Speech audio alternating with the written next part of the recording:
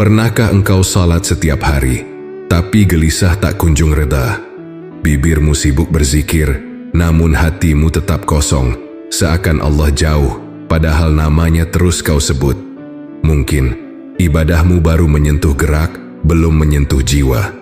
Malam ini kita menyingkap rahasia halus yang kerap tersembunyi di balik sajadah, bahwa yang dicari Allah bukan banyaknya gerakanmu, melainkan tunduknya hatimu. Jika salat tak melembutkan laku, jika zikir tak menenangkan amarah, mungkin kita baru bermain di kulit, belum menyentuh ruhnya.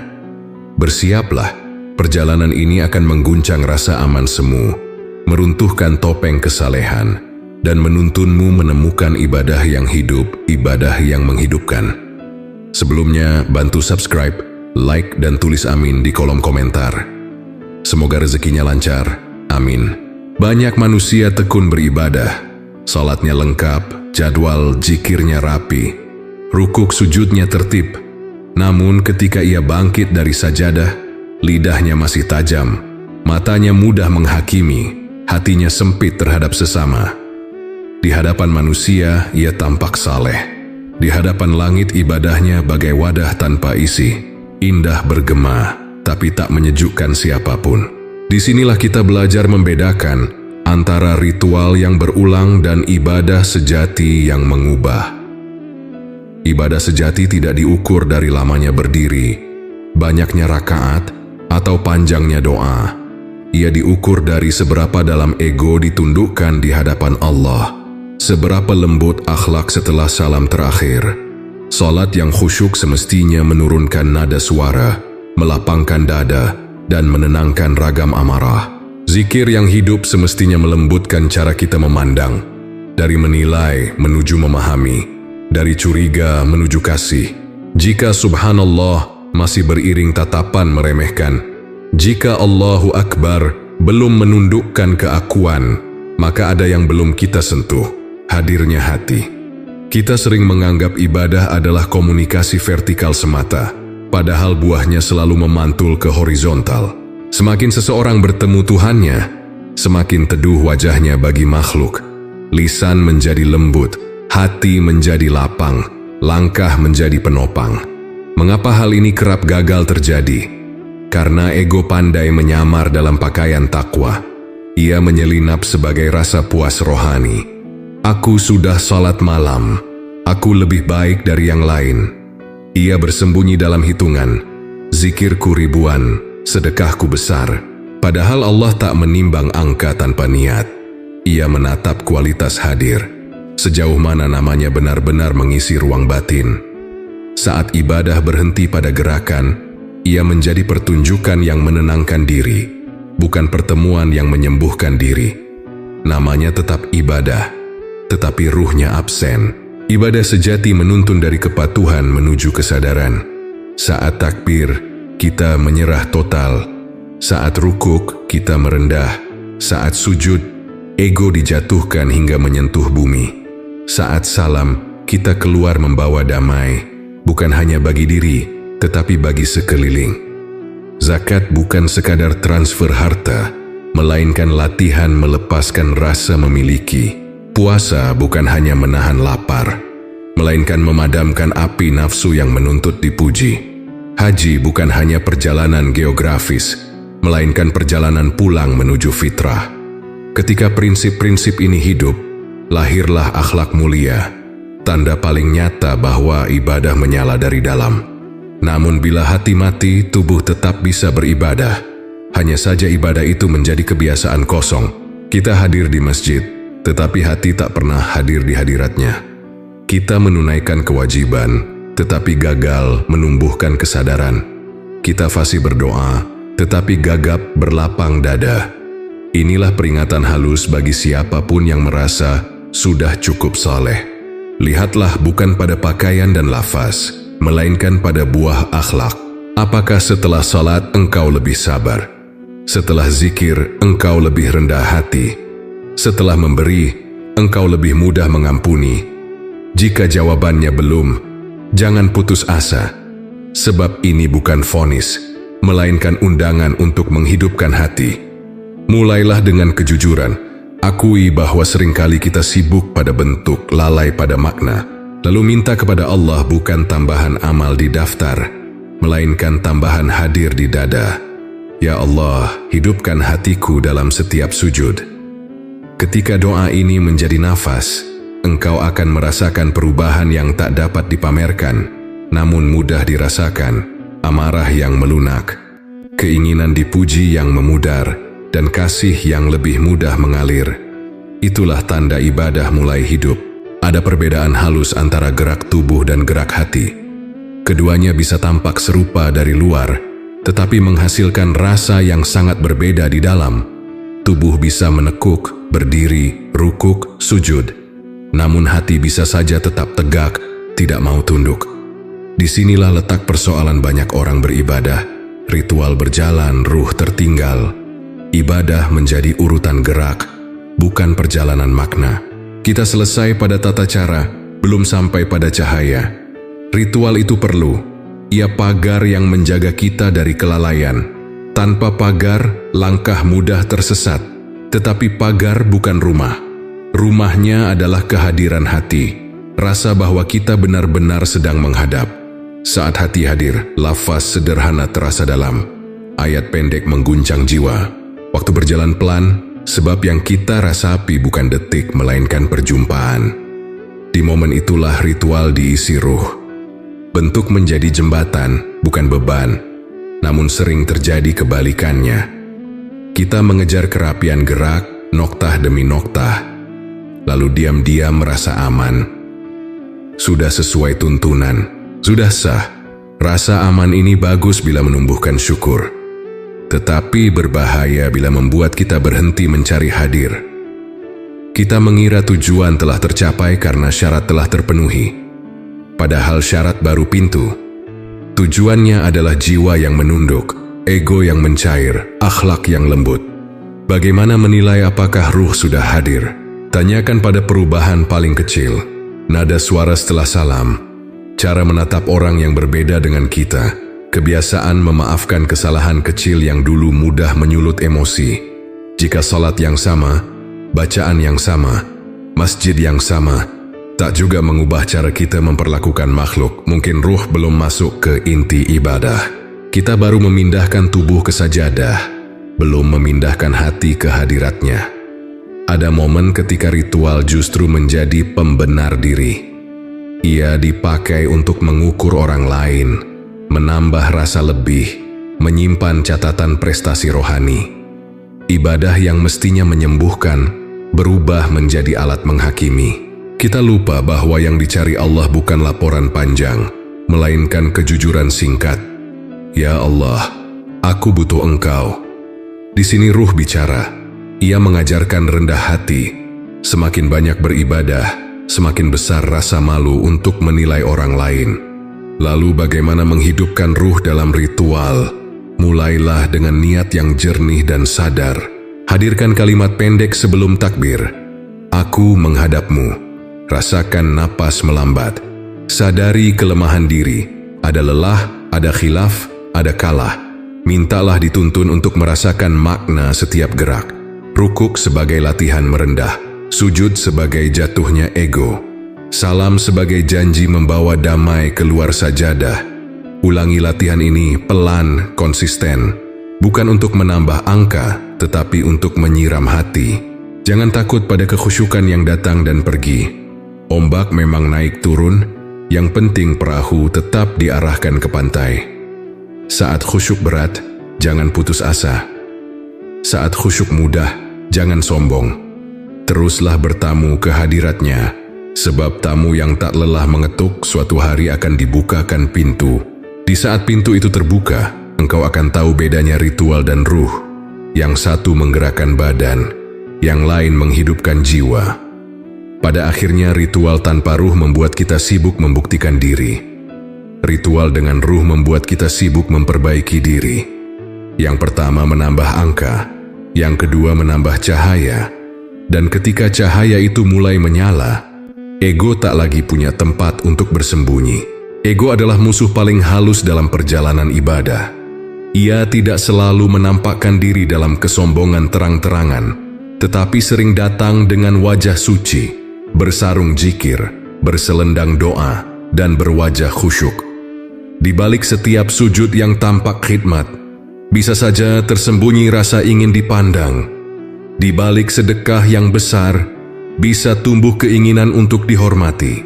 Inilah jebakan paling samar dalam dunia spiritual. Ketika ego mengenakan pakaian takwa, ia tak lagi mudah dikenali. Pada awalnya, kita beribadah karena cinta. Hati tulus ingin dekat dengan Allah. Tapi seiring waktu, manusia mudah tergoda oleh rasa telah sampai. Ia mulai membandingkan dirinya dengan orang lain. Aku lebih rajin dari mereka.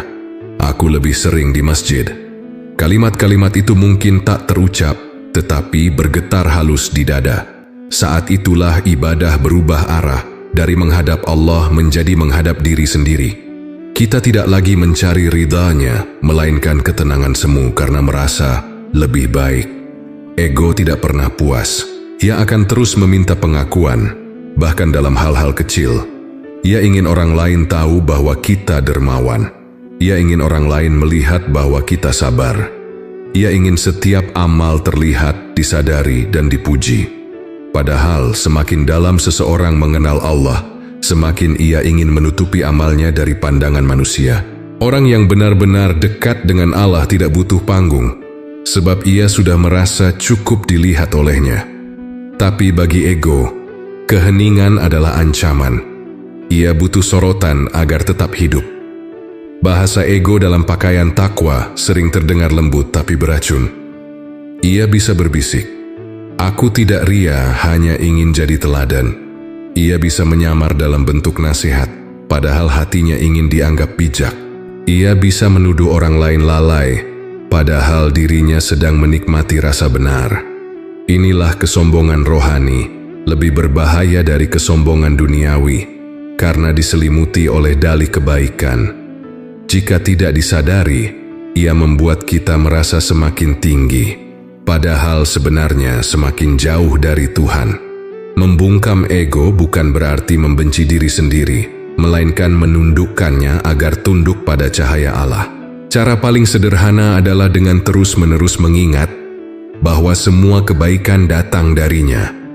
Bila kita bisa beribadah, itu karena Dia mengizinkan. Bila kita bisa berzikir, itu karena Dia menggerakkan lidah ini. Tidak ada kebaikan yang benar-benar milik kita.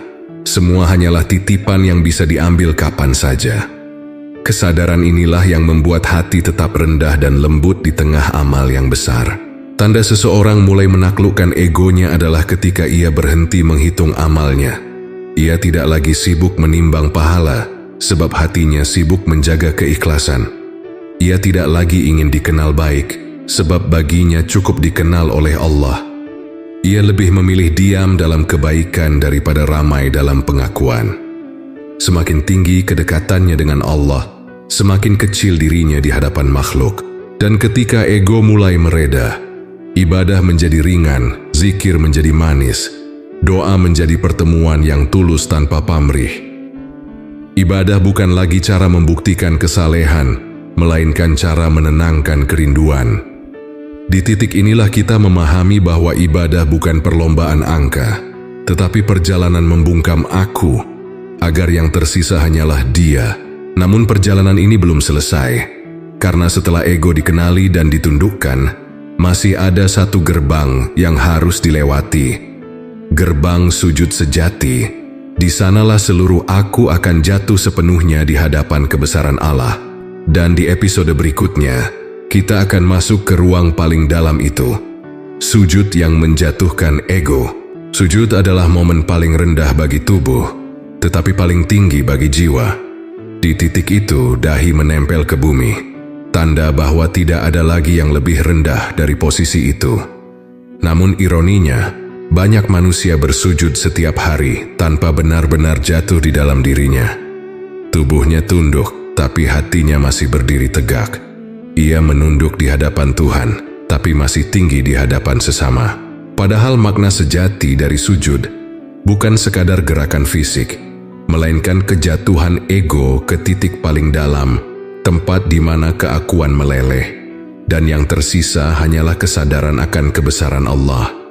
Ketika seseorang benar-benar sujud, seluruh dunia hilang dari pandangannya. Tidak ada nama, tidak ada jabatan, tidak ada harga diri yang perlu dipertahankan. Hanya ada diri yang fana di hadapan zat yang kekal.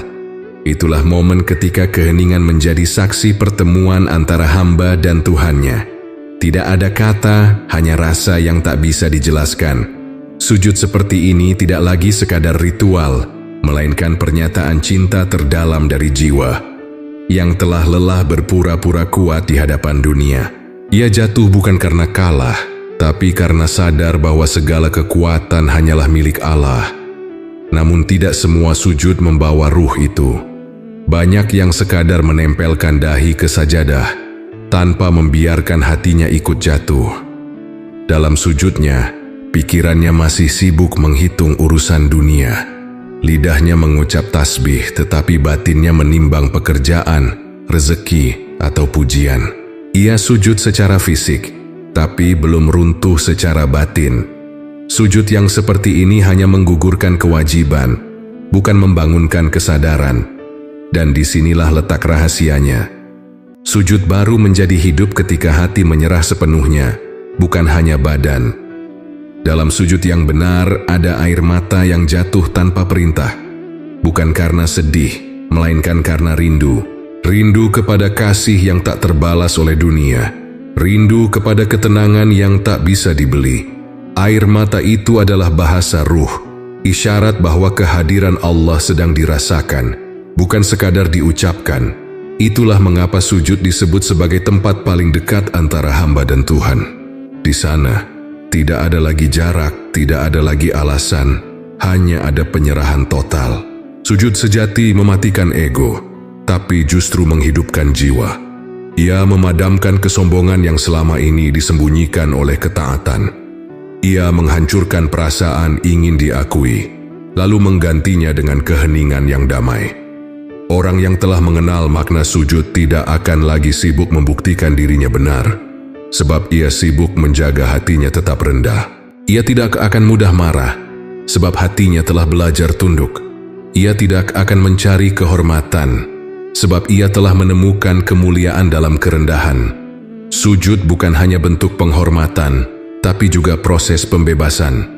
Di dalamnya, manusia melepaskan beban aku, beban paling berat dalam kehidupan spiritual. Dan setiap kali ia menundukkan kepala, sesungguhnya ia sedang belajar melepaskan. Melepaskan gengsi, melepaskan keinginan untuk dipuji, melepaskan rasa benar sendiri. Hingga akhirnya, yang tersisa hanyalah satu bisikan lirih di dalam hati. Aku milikmu ya Allah. Ketika seseorang bangkit dari sujud seperti ini, ia tidak lagi sama. Wajahnya teduh, pandangannya lembut, langkahnya ringan.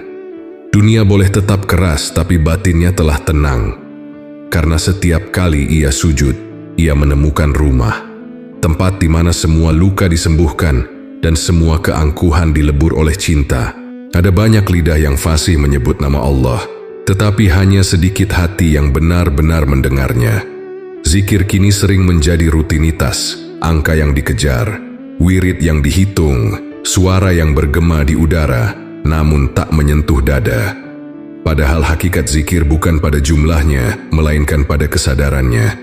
Ia bukan sekadar kata yang keluar dari bibir, tapi kesadaran yang bangkit dari hati.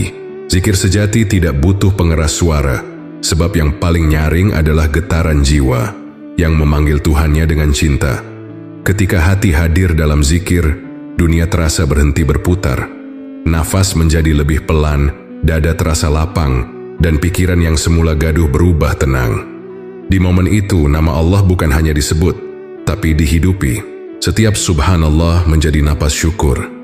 Setiap alhamdulillah menjadi hembusan kelegaan, dan setiap Allahu Akbar menjadi detak yang mengingatkan bahwa kita tidak memiliki apa-apa selain Dia. Zikir yang seperti ini bukan ritual, melainkan jembatan antara jiwa dan sang pemiliknya. Namun banyak di antara kita yang masih berhenti di permukaannya. Lidah sibuk tapi hati diam. Bibir bergerak tapi pikiran melayang entah kemana. Kita menyebut nama Allah, tapi masih tenggelam dalam keluhan. Kita melafazkan pujian, tapi masih terikat pada keinginan dunia. Inilah tanda bahwa zikir belum benar-benar masuk ke dalam dada. Ia baru menjadi gema, belum menjadi cahaya. Dan selama nama Allah belum menyalakan kesadaran dalam hati, ia akan tetap menjadi bunyi yang hilang tertiup angin. Zikir yang hidup tidak sekadar menenangkan hati, tapi juga menumbuhkan kasih. Orang yang benar-benar berzikir akan mudah memaafkan, sebab hatinya telah menjadi tempat singgah bagi rahmat. Ia akan lebih sabar, sebab setiap ujian terasa sebagai panggilan untuk mengingat. Ia akan lebih lembut dalam bicara, sebab lidahnya sudah terbiasa mengucap nama yang suci. Zikir seperti ini melahirkan akhlak, bukan kesombongan, sebab orang yang mengenal Allah lewat zikir tidak lagi merasa lebih baik dari siapapun. Ia justru malu, karena sadar betapa kecil dirinya di hadapan Yang Maha Agung. Namun hati yang lalai sulit untuk berzikir dengan rasa. Ia perlu disucikan terlebih dahulu dari kebisingan dunia, dari marah, iri, cemas, dan hasrat ingin diakui. Karena setiap noda itu menutupi ruang tempat nama Allah seharusnya bergema. Maka sebelum berzikir dengan lidah, zikirilah dengan kesadaran. Rasakan setiap helaan napas sebagai zikrullah, bahwa hidup ini bukan milikmu, tapi pinjaman yang harus dijaga dengan cinta. Zikir sejati tidak hanya dilakukan di masjid atau di atas sajadah. Ia hidup di antara aktivitas sehari-hari. Ia ada di balik kesabaran seorang ibu, di tengah kerja keras seorang ayah, di senyum orang yang mampu menahan marah. Sebab zikir bukan hanya ucapan, tapi cara hidup. Ketika hati telah dipenuhi dengan nama Allah, setiap langkah menjadi ibadah, setiap diam menjadi doa, setiap napas menjadi zikir yang tak terputus. Dan di titik itu, manusia tidak lagi menghitung berapa kali ia menyebut nama Allah, tetapi berapa kali ia lupa menyebutnya. Sebab zikir yang sejati bukan di bibir, melainkan di kesadaran yang terus hidup. Setelah hati mulai bergetar dengan zikir, cahaya itu akan menuntun kita menuju pemahaman yang lebih tinggi, bahwa ilmu tanpa kesadaran hanyalah huruf tanpa makna. Maka pada episode berikutnya, kita akan memasuki pintu itu. Ilmu yang menjadi cahaya.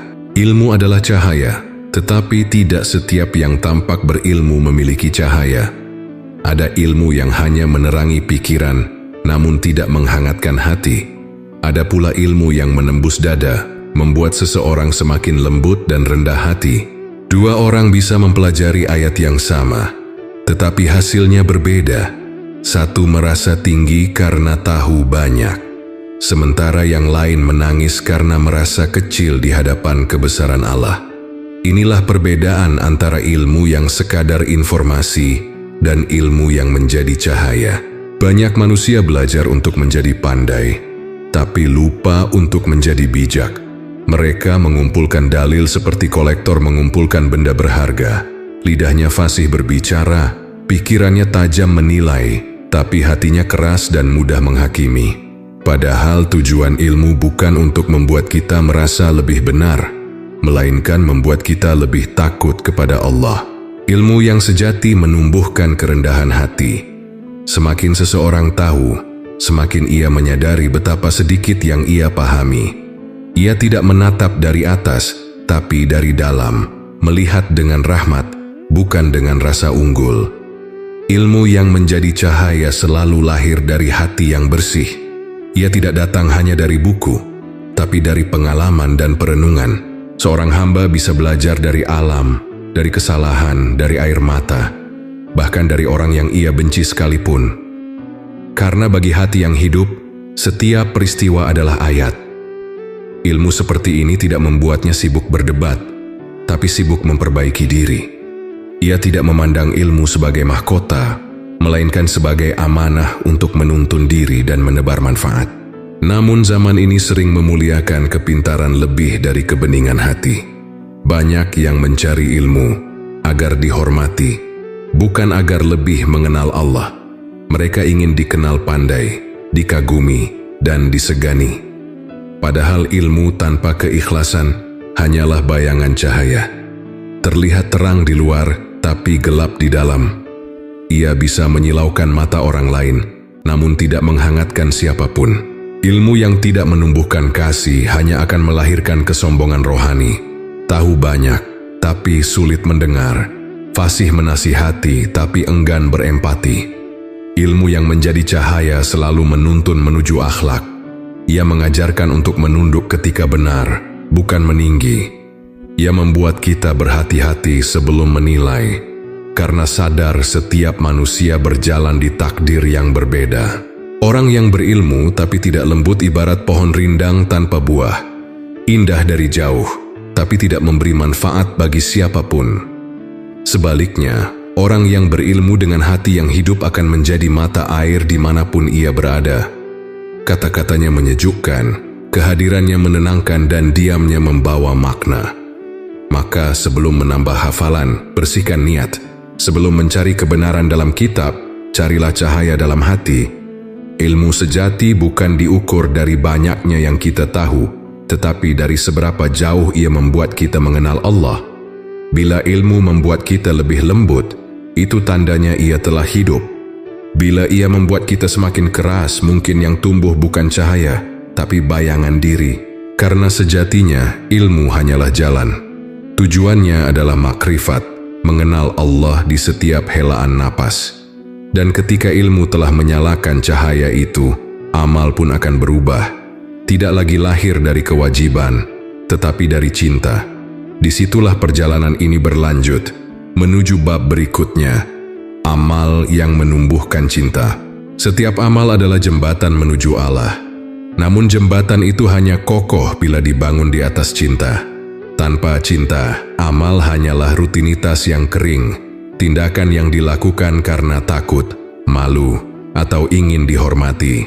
Tapi bila cinta menjadi dasar, amal berubah menjadi keindahan. Ia tidak lagi terasa berat sebab hati telah menemukan maknanya. Inilah rahasia para kekasih Allah. Mereka berbuat baik bukan karena terpaksa, tapi karena rindu.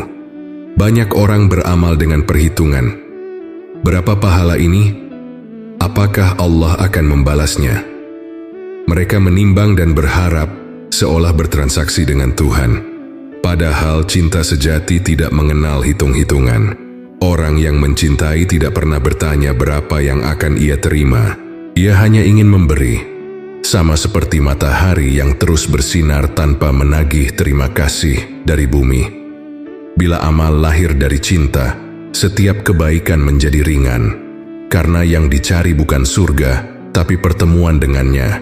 Namun cinta dalam amal tidak tumbuh begitu saja. Ia lahir dari kesadaran bahwa semua kebaikan berasal dari Allah. Kita hanya alat yang dipinjam untuk menebar kasih-Nya di dunia.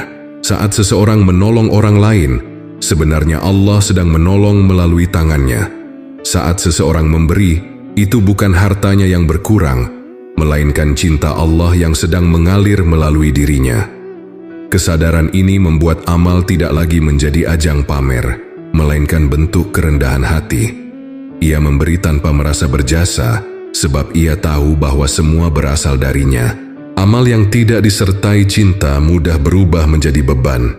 Ia dilakukan dengan keluhan, dijalankan dengan kebanggaan, lalu diakhiri dengan harapan akan pujian.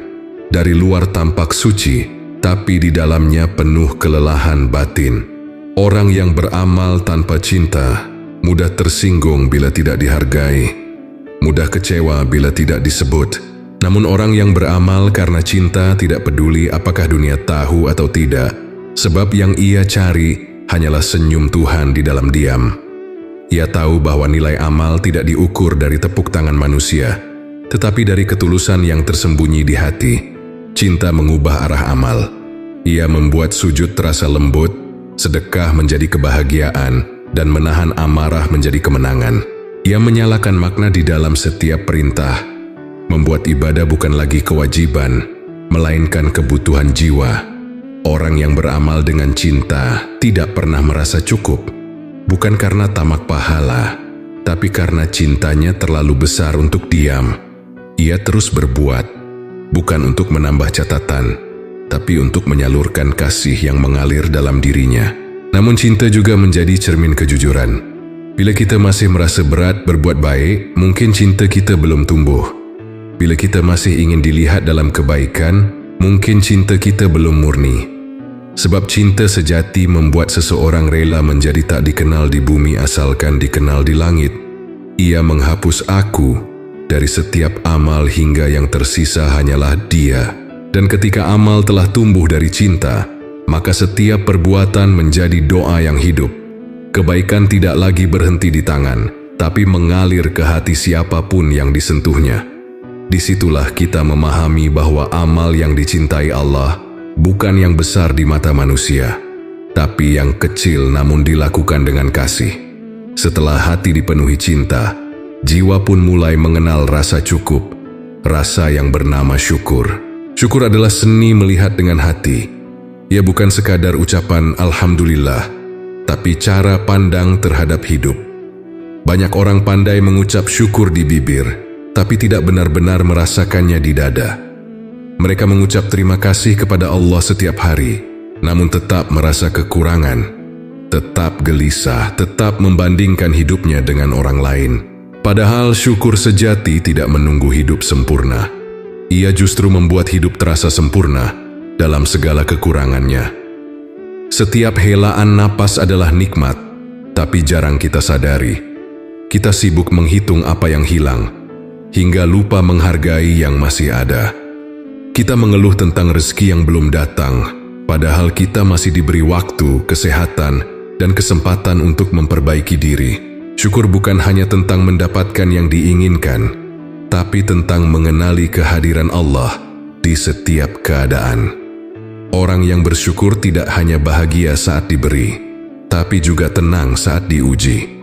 Karena ia tahu bahwa dalam setiap kejadian, ada kasih yang sedang bekerja dengan cara yang mungkin belum ia pahami. Hati yang bersyukur akan selalu merasa cukup, bukan karena ia memiliki segalanya, tapi karena ia percaya bahwa apapun yang Allah berikan adalah yang terbaik untuknya. Ia memandang kehidupan seperti cermin. Semakin ia melihat dengan rasa syukur, semakin jernih pantulan kebahagiaannya. Sebaliknya, hati yang dipenuhi keluh kesah akan selalu merasa kekurangan. Bahkan di tengah kelimpahan, ia menutup mata terhadap nikmat kecil, senyum keluarga, udara yang bisa dihirup, makanan yang tersedia. Padahal disitulah letak kebahagiaan yang sesungguhnya. Syukur juga adalah penawar bagi penyakit hati. Ia menghapus iri, memadamkan amarah, dan menenangkan jiwa yang gelisah. Orang yang bersyukur tidak sibuk membandingkan, karena fokusnya bukan pada apa yang belum ia punya, tapi pada apa yang sudah ia terima. Ia tahu bahwa setiap nikmat, sekecil apapun, adalah tanda kasih yang patut dijaga. Dalam syukur, seseorang berhenti menuntut dan mulai menerima dengan lapang dada. Namun syukur sejati bukan hanya diucapkan, tapi juga diwujudkan dalam perbuatan. Bersyukur berarti menggunakan nikmat untuk kebaikan, menggerakkan tangan untuk menolong, lidah untuk berkata lembut, dan waktu untuk berbuat manfaat. Syukur adalah ibadah tanpa suara, amal yang tak butuh panggung. Ia adalah cermin dari hati yang hidup, hati yang menyadari betapa setiap detik adalah anugerah yang tak ternilai. Dan ketika seseorang benar-benar hidup dalam syukur, ia akan mulai melihat dunia dengan cara yang berbeda. Musibah tidak lagi ia anggap kutukan, melainkan undangan untuk lebih dekat kepada Allah. Keterlambatan bukan lagi gangguan, tapi pelajaran tentang kesabaran. Bahkan kehilangan pun ia terima sebagai tanda bahwa Allah sedang menggantikan sesuatu yang fana dengan yang lebih bermakna. Syukur membuat seseorang damai meski dunia tak berpihak padanya, sebab hatinya telah berpihak pada Allah. Ia tahu bahwa selama masih bisa mengingat dan menyebut namanya, ia tidak kekurangan apapun. Dalam setiap nafasnya, ada ucapan terima kasih yang diam-diam naik ke langit. Dan ketika hati telah hidup dalam syukur, maka lahirlah rasa takut yang indah. Takut kehilangan kasihnya, bukan takut akan hukumannya. Sebab cinta sejati selalu disertai rasa gentar yang lembut. Rasa takut sering dianggap hal yang menakutkan. Padahal bagi hati yang mengenal Allah, takut justru menenteramkan. Ia bukan rasa gentar yang menjerat, tetapi kesadaran yang menundukkan. Takut yang benar tidak membuat seseorang menjauh dari Allah, melainkan semakin mendekat. Ia bukan rasa ngeri terhadap hukuman, tapi rasa malu karena telah melukai cintanya. Rasa takut yang seperti ini adalah tanda bahwa hati masih hidup, masih memiliki cahaya yang lembut untuk mengenali keagungan Tuhannya.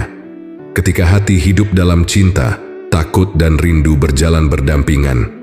Seorang hamba menangis bukan karena takut neraka, tapi karena tak sanggup kehilangan kasih Tuhannya. Ia tidak gentar pada azab, tapi gentar bila Allah berpaling darinya. Rasa takut seperti ini menuntun seseorang untuk menjaga langkahnya. Ia berhati-hati bukan karena diawasi, tapi karena ia tahu dirinya sedang berada di hadapan Yang Maha Melihat. Ia menghindari dosa bukan karena takut siksa, tetapi karena malu pada cinta yang begitu sabar menunggunya. Namun tidak semua orang memiliki rasa takut yang menenangkan. Ada yang takut dengan cara yang salah, takut yang membuatnya putus asa, merasa terlalu kotor untuk diampuni. Padahal Allah tidak menakut-nakuti hambanya agar mereka menjauh, tapi agar mereka kembali. Takut sejati justru menghidupkan harapan. Ia membuat seseorang menangis dalam doa, namun hatinya penuh harap bahwa air mata itu akan diterima sebagai tanda kerinduan. Orang yang takut kepada Allah dengan cinta tidak akan berhenti memperbaiki diri, sebab ia tahu setiap kali ia jatuh, ada tangan lembut yang siap mengangkatnya. Hati yang tidak lagi takut kepada Allah adalah hati yang berbahaya. Ia merasa aman berbuat dosa, merasa bebas melanggar batas, seakan mata Tuhan tak lagi melihat. Inilah tanda hati yang mulai beku. Ia masih beribadah, tapi tanpa getaran. Ia masih menyebut nama Allah, tapi tanpa rasa. Ketika rasa takut hilang, dosa terasa ringan, maksiat menjadi kebiasaan, dan istighfar hanya formalitas di bibir. Hati yang seperti ini bukan lagi sakit. Ia tertidur dalam kelalaian yang panjang. Karena itu, jagalah rasa takut seperti menjaga api kecil di tengah malam. Api itu memberi terang, tapi jika dibiarkan padam, jalan menuju Allah menjadi gelap. Takut yang benar tidak membakar, melainkan menerangi. Ia mengingatkan kita bahwa di balik kasih sayang Allah yang luas, ada kebesaran yang tak boleh diremehkan. Ia membuat kita sadar bahwa setiap nafas adalah pinjaman, setiap kesempatan adalah undangan untuk kembali. Orang yang takut karena cinta akan berhati-hati dalam tutur kata, dalam pandangan dan dalam niat. Ia menahan lidahnya dari menghakimi, menahan matanya dari menilai dan menahan hatinya dari kesombongan. Sebab ia tahu, yang paling ia takutkan bukan murka, tapi hilangnya rahmat. Dan ketika rasa takut itu telah menyatu dengan cinta, hidup menjadi seimbang, antara harap dan gentar, antara tunduk dan tenang. Hati tidak lagi gelisah, sebab rasa takut itu telah berubah menjadi pelindung. Ia tidak menakuti, tapi menjaga. Disitulah ketenangan sejati lahir, ketenangan karena selalu merasa diawasi dengan penuh kasih. Ada saat dalam hidup ketika manusia lupa bahwa setiap langkahnya disaksikan oleh Allah. Ia berkata, bertindak, bahkan berpikir tanpa kesadaran bahwa pandangan Tuhan tidak pernah teralihkan. Padahal kesadaran inilah yang menjadi ruh dari seluruh ibadah. Muraqabah, perasaan diawasi dengan penuh kasih oleh Zat yang Maha Melihat.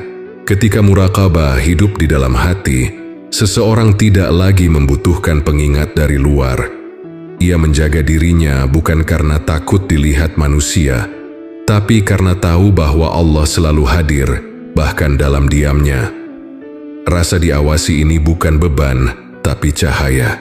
Ia bukan rantai yang membatasi kebebasan, melainkan pelita yang menuntun langkah agar tidak tersesat. Orang yang hidup dalam muraqabah akan berjalan dengan hati-hati, namun tetap tenang. Ia tidak mudah menipu meski bisa, tidak mudah curang meski ada kesempatan, tidak mudah dusta meski tak ada yang tahu. Sebab bagi dirinya pandangan Allah lebih nyata daripada pandangan dunia.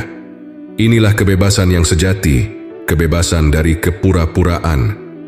Muraqabah juga melahirkan kejujuran batin. Ia membuat seseorang beribadah dengan tulus, tanpa berharap dilihat. Ia tidak mencari pengakuan, sebab ia tahu Allah sudah tahu. Ia tidak butuh sanjungan, sebab ia sadar semua yang baik berasal darinya. Ia tidak merasa lebih suci, sebab di hadapan Allah, semua manusia sama, lemah, terbatas, dan bergantung. Dari sinilah lahir kedamaian yang tidak bisa dibeli. Kedamaian karena tidak lagi hidup untuk penilaian manusia. Namun, ketika kesadaran ini hilang, hati menjadi liar.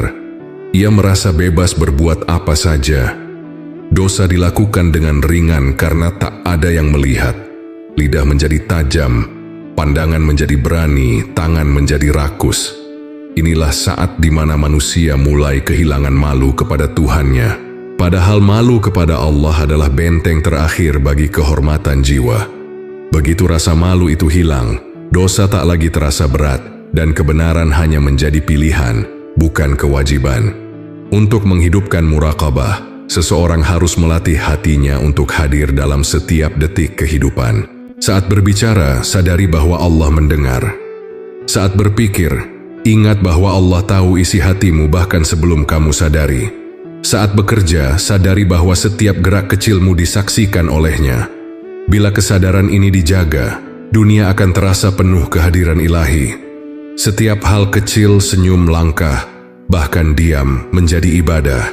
Orang yang hidup dalam muraqabah tidak akan pernah merasa sendiri. Dalam kesepian, ia merasa ditemani. Dalam keramaian, ia tetap merasa diawasi. Kesadaran ini tidak membuatnya takut, tapi justru membuatnya damai. Ia tidak perlu berpura-pura menjadi baik, karena ia tahu Allah sudah tahu isi hatinya. Ia tidak perlu mencari tempat khusus untuk beribadah, karena seluruh hidupnya telah menjadi ibadah. Inilah puncak iman yang disebut ihsan. Beribadah seakan-akan engkau melihat Allah, dan jika engkau tidak mampu, yakinlah bahwa Dia melihatmu. Ketika muraqabah telah menjadi bagian dari diri, hidup menjadi jujur, ucapan menjadi lembut, dan hati menjadi tenang. Sebab seseorang yang selalu merasa diawasi tidak akan berani berbuat zalim, bahkan pada dirinya sendiri. Dan disinilah perjalanan spiritual memasuki babak baru. Setelah seseorang benar-benar merasakan kehadiran Allah di setiap waktunya, ia mulai menyadari perbedaan antara bentuk dan substansi, antara gerakan yang tampak dan makna yang tersembunyi. Di tahap ini, perjalanan spiritual seseorang seringkali mencapai persimpangan antara bentuk yang terlihat dan substansi yang tak kasat mata. Bentuk adalah aturan dan tata cara ibadah yang menjaga ketertiban, sementara substansi adalah makna yang menyalakan ruh di balik bentuk itu. Keduanya seharusnya berjalan seiring, tapi seringkali manusia terjebak pada satu sisi. Ada yang terlalu sibuk memperindah bentuk hingga melupakan makna, dan ada pula yang berbicara tentang makna, tapi meninggalkan bentuk. Padahal keseimbangan keduanya adalah tanda kedewasaan iman. Bentuk adalah wadah, tanpa wadah air tumpah. Namun wadah tanpa isi hanya menjadi hiasan kosong. Demikian pula ibadah, gerakan salat, lafaz zikir atau bacaan doa adalah wadah yang menampung kesadaran. Tetapi bila kesadaran itu hilang, ibadah hanya tinggal bentuk yang berulang. Inilah mengapa banyak orang merasa telah beribadah, tapi hatinya tetap gelisah. Mereka telah memenuhi syarat, namun belum menyentuh substansi. Karena substansi bukan soal apa yang dilakukan, tapi bagaimana hati hadir di dalamnya. Dalam sejarah spiritual, banyak orang yang jatuh di titik ini. Terlalu mencintai bentuk hingga lupa ruhnya. Mereka memperdebatkan cara berdiri, panjang jubah, jumlah tasbih, sementara hatinya jauh dari keheningan. Ia sibuk memperbaiki gerakan, tapi tak pernah memperbaiki niat. Ia merasa suci karena benar secara teknis, tapi keras dalam akhlak.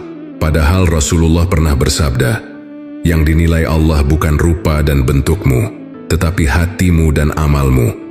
Maka bentuk yang indah tanpa hati yang hidup hanyalah cangkang yang rapuh. Sebaliknya ada pula yang menolak bentuk demi mengejar makna. Mereka berkata, yang penting hati. lalu perlahan meninggalkan kewajiban, merasa cukup dengan kesadaran tanpa tindakan. Ini pun kesalahan lain, sebab cinta yang sejati selalu ingin mengekspresikan dirinya dalam bentuk.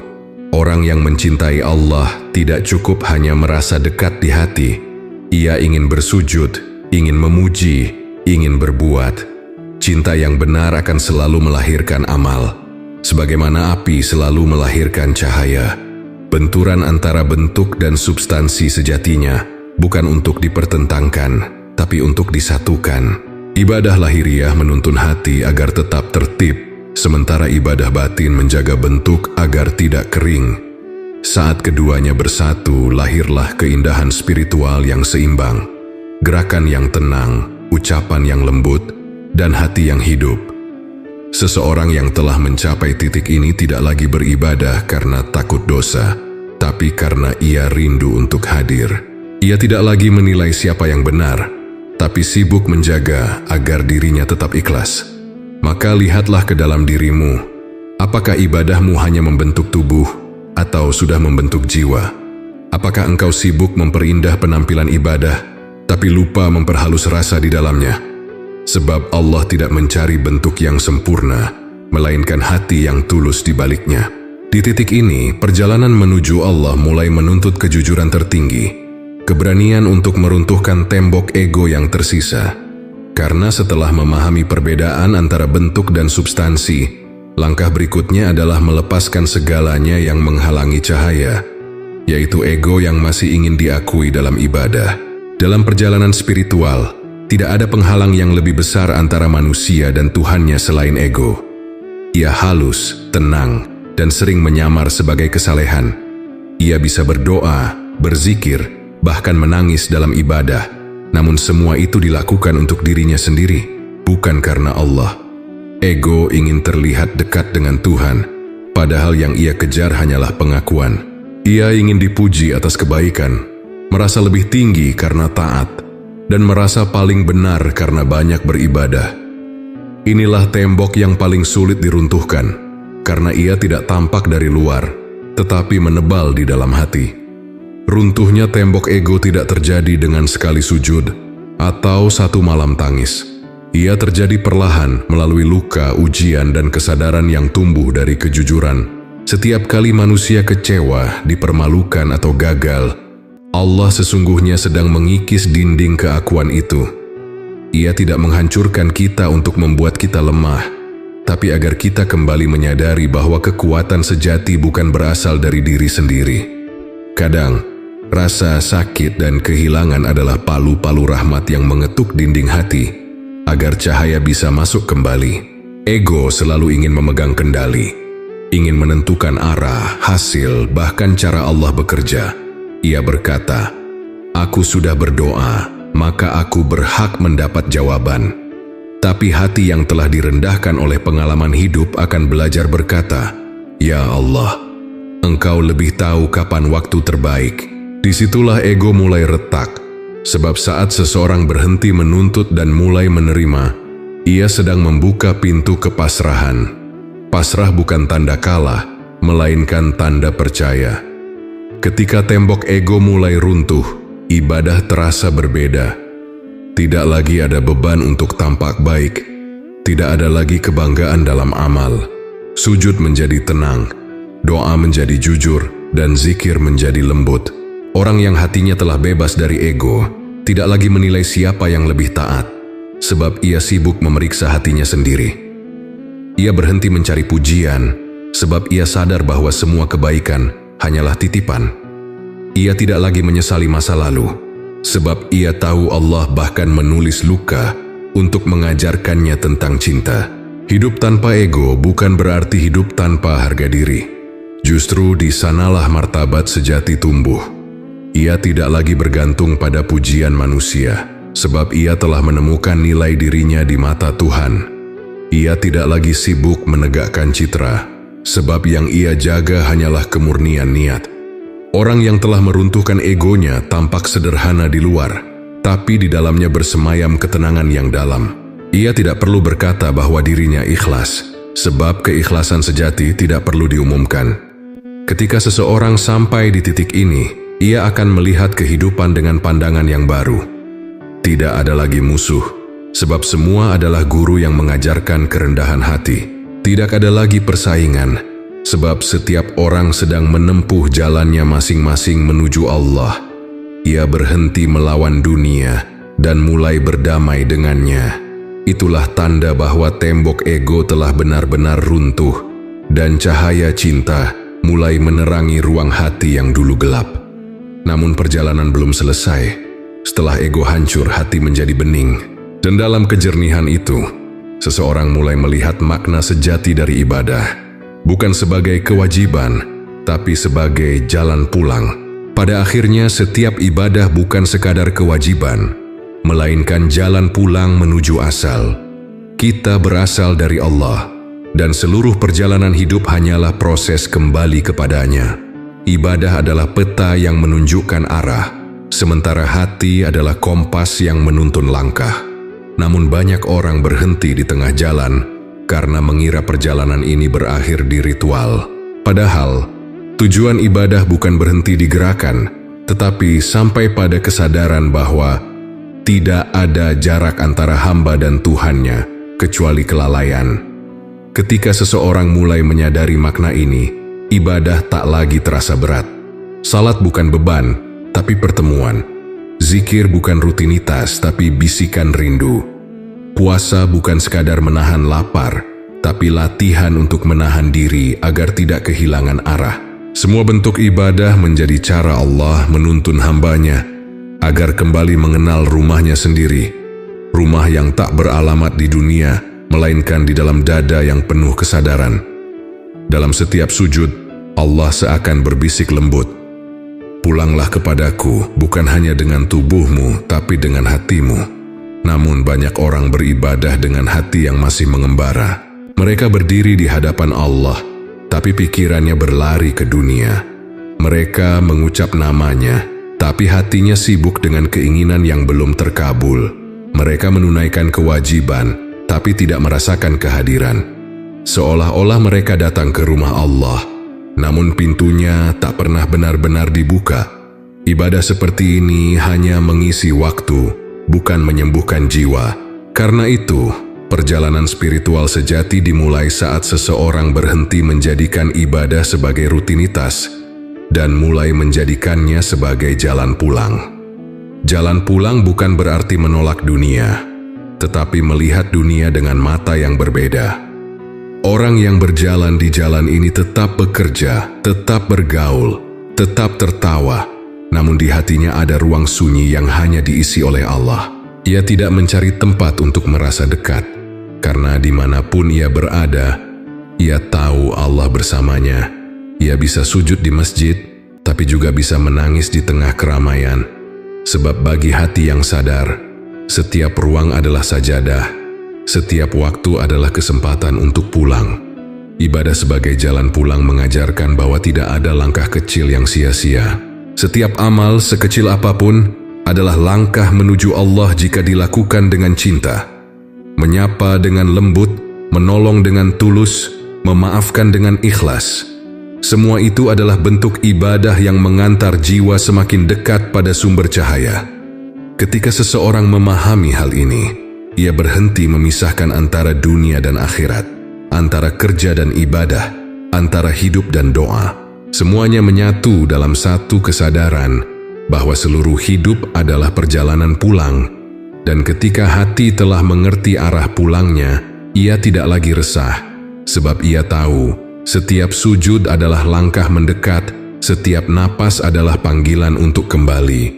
Ia tidak lagi takut pada kematian karena baginya, kematian hanyalah gerbang menuju rumah yang sebenarnya. Ibadah yang seperti ini bukan lagi tugas, tapi kerinduan. Dan ketika cinta telah menjadi pemandu, jalan pulang terasa terang. Karena setiap langkahnya ditemani oleh cahaya kasih Allah. Setelah memahami ibadah sebagai jalan pulang, seseorang akan menemukan kedamaian yang tidak tergantung pada keadaan. Dan di sanalah kita melangkah menuju fase berikutnya, damai dalam kedekatan. Ada ketenangan yang tidak bisa dijelaskan dengan kata-kata. Ia tidak datang dari harta, bukan pula dari pujian manusia, melainkan dari rasa dekat kepada Allah. Kedekatan ini bukan soal jarak, sebab Allah tak pernah jauh.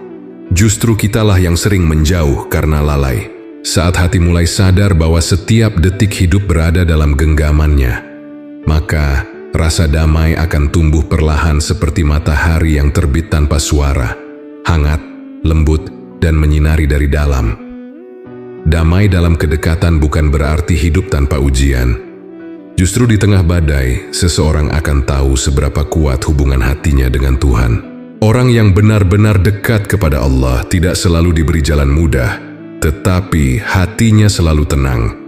Ia tidak panik saat kehilangan, tidak sombong saat diberi, dan tidak kecewa saat doanya belum dijawab. Ia tahu bahwa semua yang terjadi bukan kebetulan, tetapi cara Allah menulis takdir dengan cinta. Ketenangan itu lahir bukan dari keadaan, tapi dari keyakinan bahwa Allah selalu bersama. Kedekatan sejati tidak membutuhkan banyak kata, cukup kesadaran. Dalam keheningan, seseorang yang telah mengenal Tuhannya akan merasakan kehadirannya bahkan tanpa suara. Ia berjalan, tapi hatinya berzikir. Ia bekerja, tapi jiwanya mengingat. Ia tertawa bersama manusia, tapi di kedalaman hatinya selalu berdialog dengan Allah. Inilah tanda bahwa ibadah telah berubah dari ritual menjadi hubungan. Hubungan yang tidak diikat oleh waktu atau tempat, tapi oleh cinta yang senantiasa hidup. Namun tidak semua hati bisa merasakan kedekatan ini. Ada yang salat setiap hari tapi tetap merasa sepi. Ada yang berdoa panjang tapi tidak menemukan ketenangan. Bukan karena Allah tidak hadir, tetapi karena hati masih tertutup oleh kebisingan dunia. Selama hati masih sibuk menghitung, menuntut, dan membandingkan, maka jarak itu akan tetap terasa. Kedekatan hanya akan lahir ketika hati belajar diam dari keluhan, diam dari kebanggaan, dan diam dari keinginan yang berlebihan. Kedekatan yang damai juga melahirkan akhlak yang lembut. Orang yang dekat dengan Allah akan menjadi teduh bagi sesama. Ia tidak mudah menghakimi, karena ia tahu bahwa setiap orang sedang menempuh jalan pulangnya masing-masing. Ia tidak membalas keburukan dengan marah, sebab hatinya telah penuh kasih. Ia tidak mencari kehormatan, sebab merasa cukup dimuliakan oleh Allah. Dari ketenangan itu lahir wajah yang meneduhkan, tutur kata yang lembut, dan langkah yang membawa kesejukan. Damai dalam kedekatan juga berarti berdamai dengan diri sendiri. Seseorang yang sudah mengenal Tuhannya akan berhenti menyalahkan masa lalu dan takut pada masa depan. Ia belajar menerima dirinya apa adanya, sebagai hamba yang lemah, tapi selalu dicintai. Ia sadar bahwa Allah tidak menuntut kesempurnaan, hanya kejujuran hati. Maka setiap kali ia tergelincir, ia tidak putus asa. Sebab ia tahu pintu ampunan selalu terbuka. Kedekatan ini membuatnya tidak pernah merasa sendirian, meski seluruh dunia berpaling. Dan ketika kedamaian itu telah menetap di dalam hati, ibadah tak lagi menjadi beban, melainkan nafas. Seseorang yang hidup dalam kedekatan dengan Allah akan menjadikan setiap langkahnya sebagai doa, setiap diamnya sebagai zikir, dan setiap detiknya sebagai wujud cinta. Ia telah menemukan rumah yang sejati, bukan di langit, bukan di bumi, tapi di dalam hatinya sendiri yang kini diterangi cahaya Allah. Namun perjalanan belum berakhir. Setelah menemukan kedamaian dalam kedekatan, seorang hamba akan naik ke tingkat berikutnya. Hidupnya bukan lagi sekadar beribadah, tapi seluruh keberadaannya menjadi ibadah. Ketika hati sudah damai dalam kedekatan dengan Allah, ibadah tidak lagi terbatas pada waktu dan tempat. Ia meluas, menyatu dengan kehidupan. Segala gerak, ucapan, dan niat berubah menjadi zikir, pengingat yang hidup bahwa Allah selalu hadir. Orang yang telah sampai pada tahap ini tidak memisahkan antara dunia dan akhirat, antara bekerja dan beribadah, karena baginya, hidup itu sendiri adalah ibadah.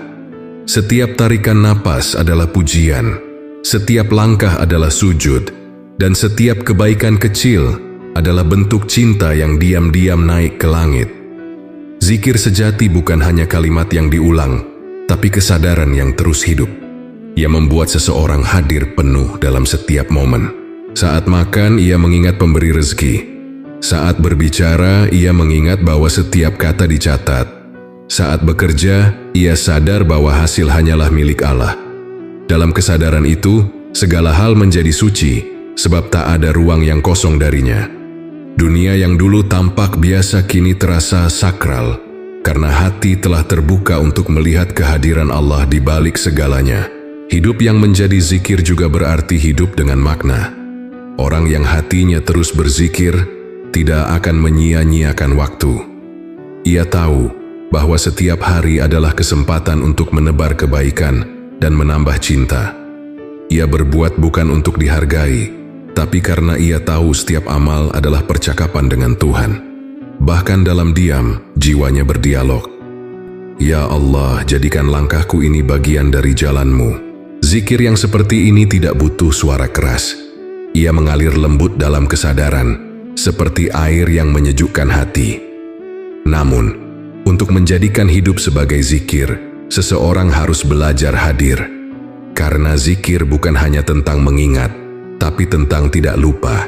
Tidak lupa bahwa kita sedang diawasi, tidak lupa bahwa semua datang darinya, dan tidak lupa bahwa setiap hal kecil memiliki nilai di sisi Allah.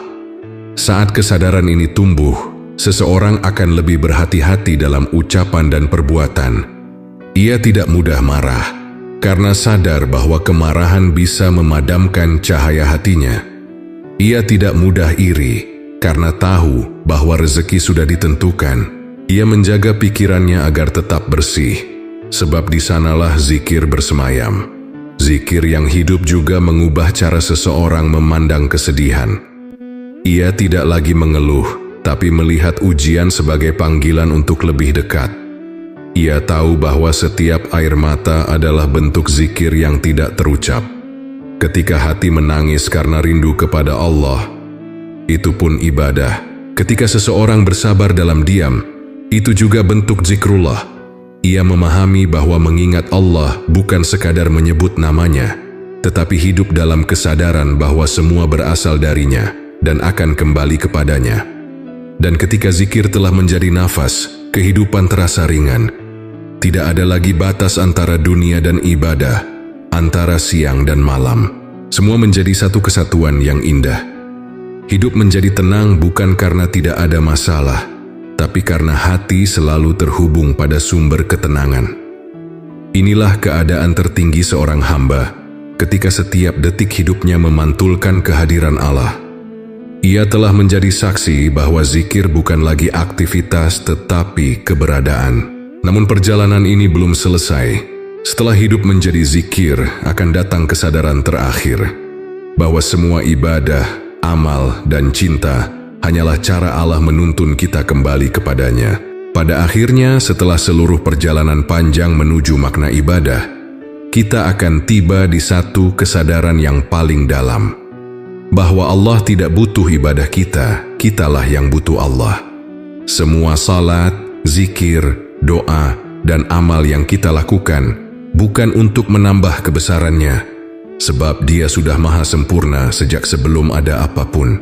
Ibadah bukan kebutuhan Tuhan, tetapi kebutuhan jiwa manusia agar tetap hidup dan terarah. Tanpa ibadah, hati menjadi kering, pikiran menjadi gelap, dan hidup kehilangan makna.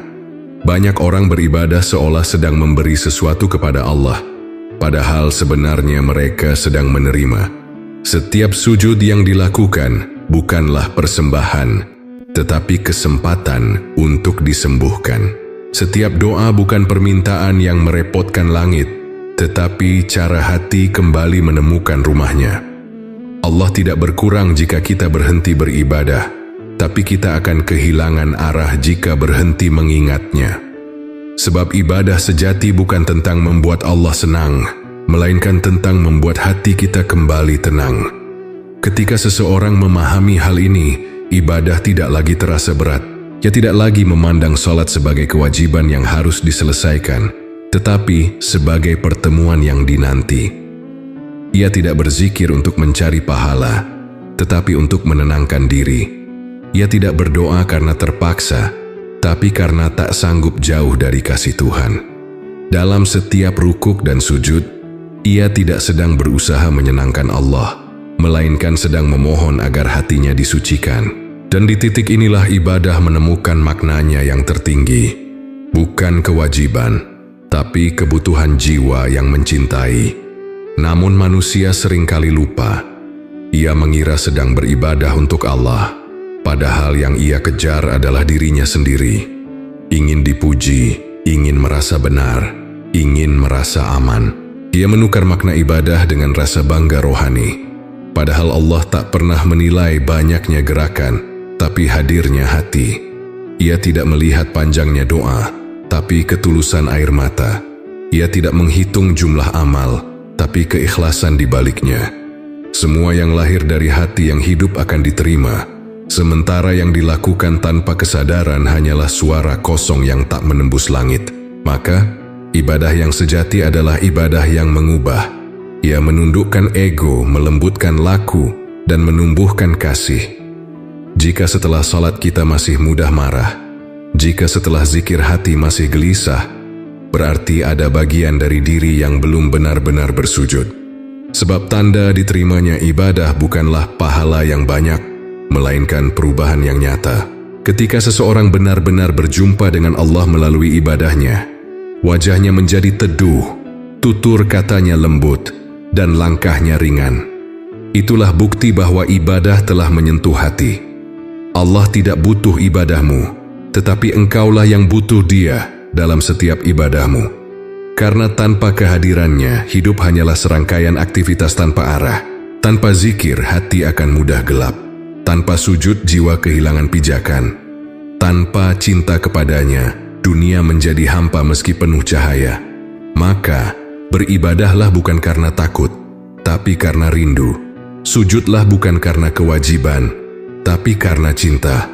Sebab saat cinta telah menjadi alasan, seluruh hidup akan berubah menjadi ibadah.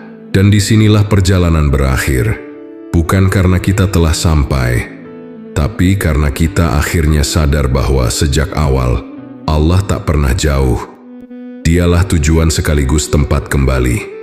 Dan setiap ibadah yang kita jalani hanyalah cara untuk mengingat sesuatu yang sebenarnya tidak pernah hilang, bahwa kita selalu berada di bawah kasih-Nya, sejak awal hingga akhir.